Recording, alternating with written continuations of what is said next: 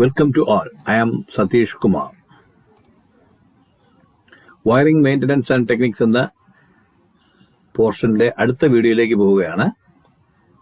ഇതിനു മുമ്പ് ഉണ്ടായിരുന്ന വീഡിയോയിൽ ഒരു ക്വസ്റ്റ്യൻ ചോദിച്ചിട്ടുണ്ടായിരുന്നു. ആ ക്വസ്റ്റ്യൻ്റെ ആൻസർ ഈ വീഡിയോയിൽ തരുന്നുണ്ട്. അതോടൊപ്പം തന്നെ ഈ വീഡിയോയിലെ ക്വസ്റ്റ്യൻസിന്റെ ആൻസർ അടുത്ത വീഡിയോയിൽ നിങ്ങൾക്ക് കാണാം. നിങ്ങളുടെ അഭിപ്രായങ്ങളും നിങ്ങളുടെ ഉത്തരങ്ങളും കമന്റ് ബോക്സിൽ രേഖപ്പെടുത്തുക.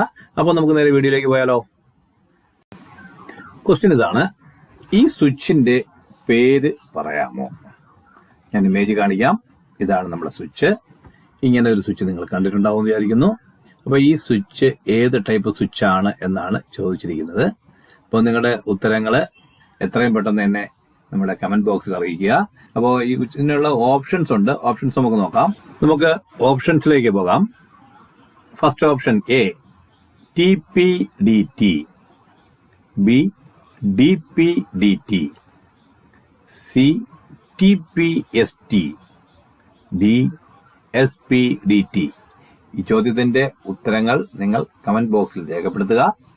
അതോടൊപ്പം തന്നെ ഈ ചോദ്യത്തിന്റെ ഉത്തരം അടുത്ത വീഡിയോയിൽ ഞാൻ പറയുന്നതായിരിക്കും. അപ്പോൾ ഇനി നമുക്ക് കഴിഞ്ഞ ചോദ്യത്തിന്റെ ഉത്തരത്തിലേക്ക് പോകാം. ചോദ്യം ഏതാണ് എന്ന് നിങ്ങൾക്ക് ഓർമ്മയുണ്ടാവുമെന്ന് വിചാരിക്കുന്നു. ഒരു panel board, control panel board കാണിച്ചിട്ട് അത് ഏത് മോട്ടറിനാണ് ഇങ്ങനെയുള്ള ഒരു പാനൽ ബോർഡ് വരുന്നതെന്ന് പേര് പറയാമോ എന്നാണ് ചോദിച്ചിരുന്നത്. ഉത്തരം 3 phase slip ring induction motor. 3 phase slip ring induction മോട്ടോറിനാണ് ഇങ്ങനെയുള്ള പാനൽ വരുന്നത്. അതായത് അതിനകത്ത് KLM എന്ന റോട്ടർ റെസിസ്റ്റൻസ് സ്റ്റാർട്ടർ ഉപയോഗിക്കാൻ പറ്റുന്നതാണ്. അപ്പോൾ ഇതിനകത്ത് റോട്ടർ റെസിസ്റ്റൻസ് ഉള്ളത് കൊണ്ട് തന്നെ നമുക്ക് AC മോട്ടോറിന്റെ സ്പീഡ് വേരിയേഷൻ എന്ന് പറയുന്ന ഒരു കടമ്പ നമുക്ക് ഇതിനകത്ത് ഫ്രീ ആയിട്ട് കിടക്കാൻ പറ്റും. കാര്യം നമുക്ക് റോട്ടർ റെസിസ്റ്റൻസ് വഴി നമുക്ക് സ്പീഡ് വേരി ചെയ്യാൻ പറ്റും.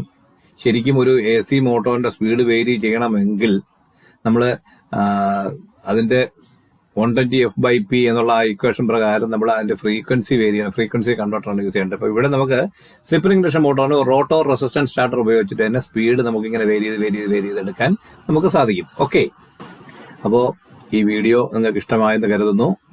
നിങ്ങൾ ഈ വീഡിയോയുടെ ഉത്തരങ്ങൾ, ചോദിച്ച ചോദ്യത്തിന്റെ ഉത്തരങ്ങൾ നിങ്ങൾ കമന്റ് ബോക്സിൽ രേഖപ്പെടുത്തുക. വീഡിയോയെ കുറിച്ചുള്ള അഭിപ്രായങ്ങളും നിർദ്ദേശങ്ങളും കമന്റ് ബോക്സിൽ രേഖപ്പെടുത്തുക. അപ്പോൾ അടുത്ത ഒരു വീഡിയോയിൽ എത്തുന്നത് വരെ താങ്ക് യു.